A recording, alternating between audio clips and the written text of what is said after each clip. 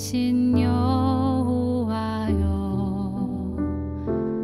내가 주님을 사랑합니다. 주는 나의 반석이시며 나의 요새시라. 주는 나를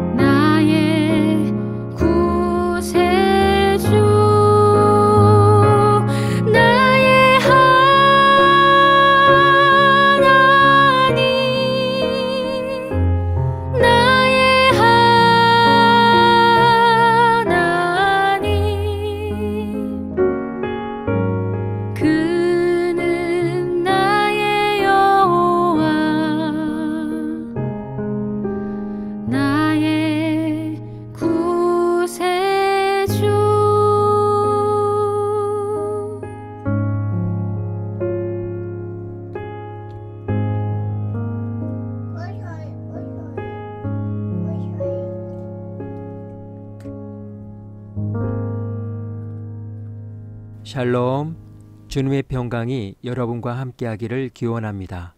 오늘 성경 읽기와 말씀 묵상을 통해 하나님의 말씀을 깨닫는 지혜와 기도하고 간구하는 모든 것들 위해 응답의 열매가 충만하기를 소망합니다. 오늘 성경 읽기 내비게이션은 사무엘상 4장입니다. 사무엘의 말이 온 이스라엘에 전파되니라. 이스라엘은 나가서 블레셋 사람들과 싸우려고 에베넷을 곁에 진치고 블레셋 사람들은 아벡에 진쳤더니 블레셋 사람들이 이스라엘에 대하여 전열을 벌이니라. 그 둘이 싸우다가 이스라엘 블레셋 사람들 앞에서 패하여 그들에게 전쟁에서 죽임을 당한 군사가 4,000명가량이라. 백성이 진영으로 돌아오매 이스라엘 장로들이 이르되, 여호와께서 어찌하여 우리에게 오늘 블레셋 사람들 앞에 패하게 하셨는고, 여호와의 언약궤를 실로에서 우리에게로 가져다가 우리 중에 있게 하여 그것으로 우리를 우리 원수들의 손에서 구원하게 하자 하니, 이에 백성이 실로의 사람을 보내어 그룹 사이에 계신 만군의 여호와의 언약궤를 거기서 가져왔고, 엘리의 두 아들 홈니와 비느하스는 하나님의 언약궤와 함께 거기에 있었더라. 여호와의 언약궤가 진영에 들어올 때에 온 이스라엘이 큰 소리로 외치매 땅이 울린지라. 블레셋 사람이 그 외치는 소리를 듣고 이르되, 히브리 진영에서 큰 소리로 외치면 어찌 됨이냐 하다가 여호와의 궤가 진영에 들어온 줄을 깨달은지라. 블레셋 사람이 두려워하여 이르되, 신이 진영에 이르렀도다. 우리에게 화로다. 전날에는 이런 일이 없었도다. 우리에게 화로다. 누가 우리를 이 능한 신들의 손에서 건지리요. 그들은 광야에서 여러 가지 재앙으로 애굽인을 친 신들이니라. 너희 블레셋 사람들아, 강하게 되며 대장부가 되라.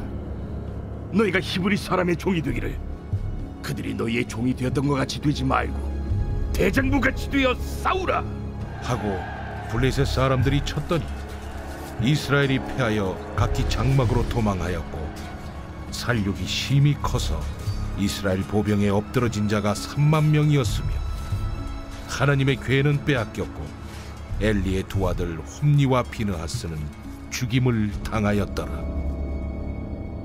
당일에 어떤 베냐민 사람이 진영에서 달려나와 자기의 옷을 찢고 자기의 머리에 티끌을 덮어쓰고 실로에 이르니라. 그가 이를 때는 엘리가 길 옆 자기의 의자에 앉아 기다리며 그의 마음이 하나님의 궤로 말미암아 떨릴 즈음이라. 그 사람이 성읍에 들어오며 알림에 온 성읍이 부르짖는지라. 엘리가 그 부르짖는 소리를 듣고 이르되, 이 떠드는 소리는 어찌 됨이냐? 그 사람이 빨리 가서 엘리에게 말하니, 그때 엘리의 나이가 98세라. 그의 눈이 어두워서 보지 못하더라. 그 사람이 엘리에게 말하되, 나는 진중에서 나온 자라. 내가 오늘 진중에서 도망하여 왔나이다. 내 아들아, 일이 어떻게 되었느냐?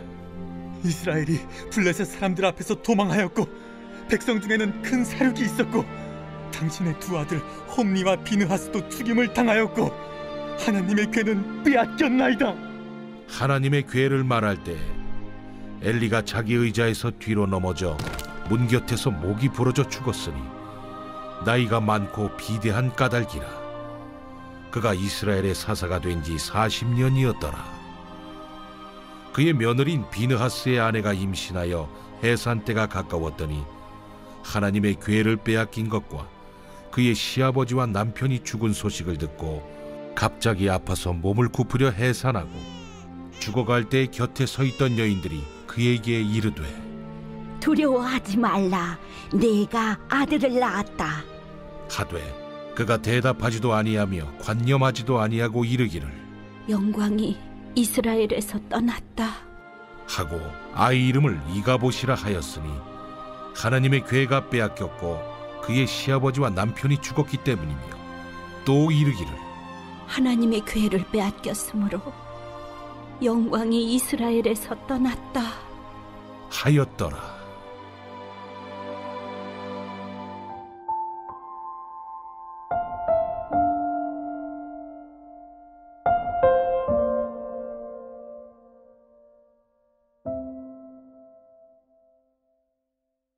부질없다. 대수롭지 않거나 쓸모가 없다는 뜻입니다. 또는 쓸데없는 행동을 가리키거나 미래가 서건치 않고 불확실함을 이르는 말이기도 합니다. 부질없다에 대한 어원은 여러 가지 설이 있는데 그중 대장간 어원설에 따르면 옛날 대장간에서 쇠의 재질을 강하게 만들기 위한 과정으로 쇠를 뜨거운 불에 가열해서 갑자기 물이나 기름 속에 담가 냉각시키는 담금질을 했습니다. 이 과정이 반복되어야만 경도 높은 쇠를 만들 수 있기 때문에 불질을 제대로 하지 않은 불질 없는 쇠는 성질이 무르고 금세 휘어지기 때문에 아무 쓸모가 없어 버리게 됩니다. 여기서 유래하여 불질 없다는 말이 지금까지 오는 과정에서 리을 탈락 현상이 발생하여 요즘 사용하는 부질 없다가 되었다는 것입니다. 또 하나는 불을 피우는 기구인 풍로에 관계된 설입니다. 옛날 불을 피울 때 풍로를 돌려 불질을 해야만 불길이 활활 일어났는데 불질을 하지 않으면 불이 일어나기는커녕 금방 사그라들었습니다. 그러므로 풍로에 불질이 없다는 것은 곧 아무런 결과를 볼 수 없다는 말과 같은 의미였습니다. 지금은 쓸데없고 실속 없는 행동을 가리키는 말입니다. 오늘 사무엘상 4장의 주제어는 부질없다입니다. 4장에서 펼쳐지는 이스라엘과 블레셋의 전쟁은 이스라엘이 패배했다는 이야기로 시작합니다. 블레셋 사람들은 매우 발전된 무기들을 소유하고 있었으며 사사시대로부터 다윗시대에 이르기까지 하나님이 이스라엘을 징계하실 때 자주 사용하셨던 채찍이었습니다. 그러므로 블레셋의 이스라엘에 대한 침략 전쟁은 이스라엘의 악행에 대한 하나님의 채찍으로 이스라엘이 패배한 것입니다. 이스라엘의 장로들은 전쟁의 패배 원인을 여호와의 법궤가 자신들과 함께하지 않았기 때문이라고 보았습니다. 그래서 그들은 즉시 실로에 있는 법궤를 에베네셀로 가져오도록 했습니다. 한때 법궤가 이스라엘의 전쟁에 매우 중요한 역할을 했던 점을 감안할 때 그들의 결론은 크게 무리가 있어 보이지는 않습니다. 그러나 엘리의 두 아들 홈니와 비느하스가 그 법궤와 함께했다는 점에서 무언가 불길한 예감이 듭니다. 엘리의 집안이 여호와께 이미 사형 선고를 받은 것을 생각하면 이스라엘이 이 전쟁에서 바라던 승리는 물 건너간 것입니다. 이스라엘이 승리할 수도 있는 전쟁이지만 실로에서 사역하던 악한 제사장들 때문에 패배하게 됩니다. 그들은 이미 하나님을 무시하고 비웃는 행동을 서슴지 않았고 하나님을 존중하지도 않았기 때문입니다. 이스라엘의 지도자들이 법궤를 실로에서 가져오자는 생각은 여호와의 신앙이 매우 깊은 것처럼 여겨집니다. 그러나 사사기의 마지막 사건을 비추어 보면 그들이 법궤를 취한 것은 미가의 신상 사건처럼 하나님께 대한 신앙 때문이 아닌 미신적인 논리에 의해서였음을 알 수 있습니다. 하나님의 법궤가 전쟁터로 오기만 하면 자동적으로 승리할 것이라고 생각했던 것입니다. 법궤를 마치 애군이나 때우는 부적으로 여긴 것입니다. 훗날 한 시편 기자는 이 사건을 되새기며 이렇게 기록하고 있습니다. 그러나 그들은 지존하신 하나님을 시험하고 거역하며 그의 명령을 지키지 않고 자기들의 조상들처럼 배반하고 성실하지 못하며 굽은 화살처럼 믿을 수가 없었다. 그들은 이방 신전을 짓고 우상을 섬겨 그를 몹시 화나게 하였다. 하나님이 그들의 소행을 보시고 노하셔서 자기 백성을 완전히 버리시고 그가 사람들 가운데 세운 실로의 성막에서 떠나셨으며 그의 능력과 영광의 상징인 법궤를 원수들의 손에 넘겨주시고 몹시 노하셔서 자기들의 백성을 원수들의 칼날에 죽게 하셨다. 불이 저희 청년을 삼키자 처녀들에게 혼인 노래가 없어졌으며 저희 제사장들은 칼날에 쓰러지고 그 미망인들은 슬피 울 수도 없었다.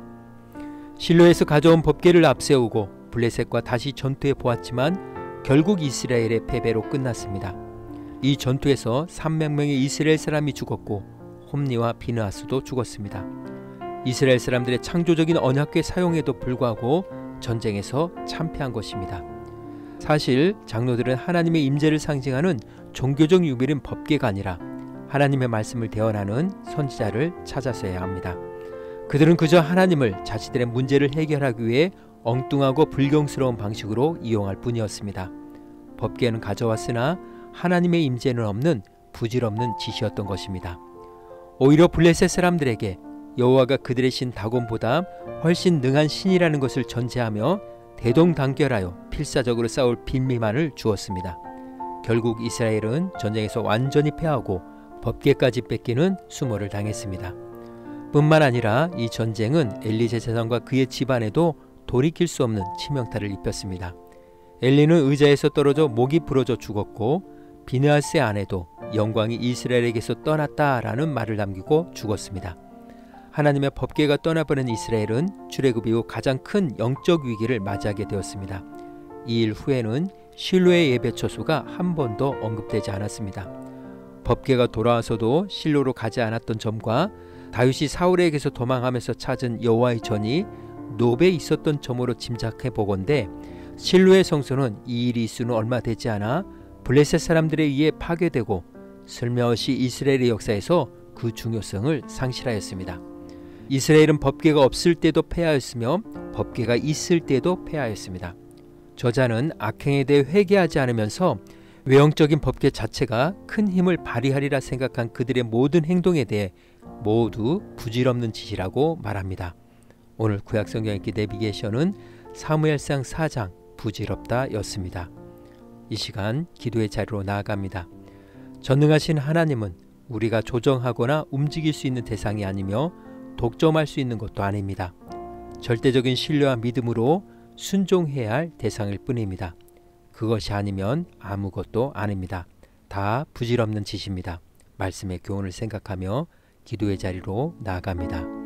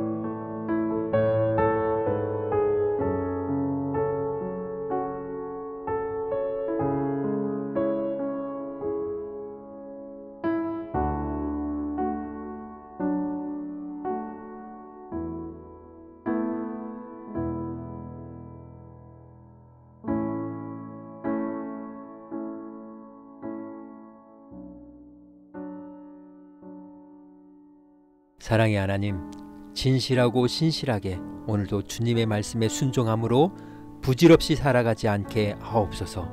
오늘은 이렇게 고백하며 나아갑니다. 하나님의 사랑으로 하지 않으면 다 부질없습니다. 예수님의 이름으로 기도합니다. 아멘. 이제 음악이 마칠 때까지 자유롭게 기도합니다. 하나님께서 우리의 기도에 귀 기울여 주십니다.